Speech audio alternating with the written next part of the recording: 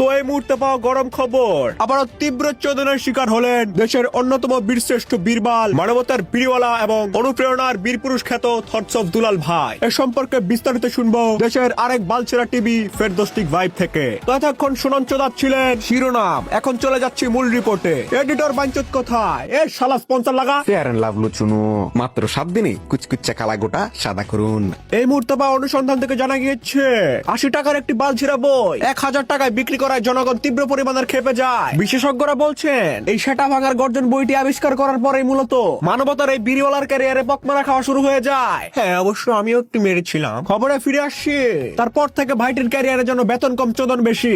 ঘটনা হচ্ছে, আমি যতদূর জানি এই থটস অফ দুলাল সস্তা মানবতা চুরিয়ে আরেকজনের জন্য ফান্ড কালেক্ট করতে গিয়েছিল এবং তার জেলারই আরেকজন ক্রিয়েটর নাসাকে বলেছিল টাকা পয়সা কালেক্ট করে দিতে, এবং একটা সময় মেবি দিয়েছিল। তো সেই সময়ের মধ্যে নাসা মানে টাকা পয়সা জমা করতে পারে নাই। এই জন্য আমাদের থটস অফ দুলাল ভাই মানবতার বীরওয়ালা তিনি যান হচ্ছে নাসার সাথে দেখা করতে, মিট আপ করতে। তো আবার তার আনুমানিক 40-50 জন মেবি সন্তান নিয়ে। আমি সঠিক জানি না, কারণ আমি আজকে সারাদিন পার্কে বান্ধবী নিয়ে বিজি ছিলাম। কারণ জানার থাকলে নিজে জেনে নেবেন, ঠিক আছে? আমি এত গবেষণা করে জানাতে পারবো না।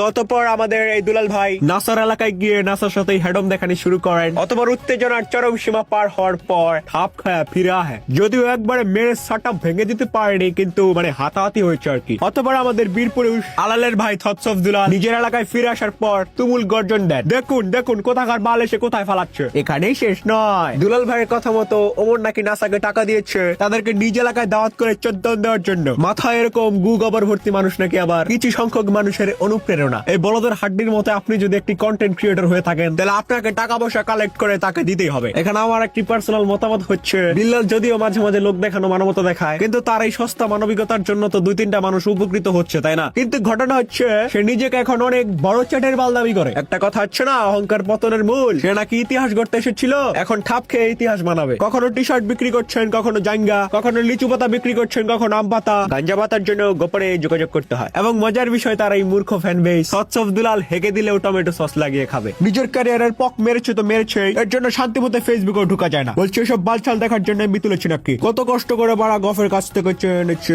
সাউয়া কোথাকার।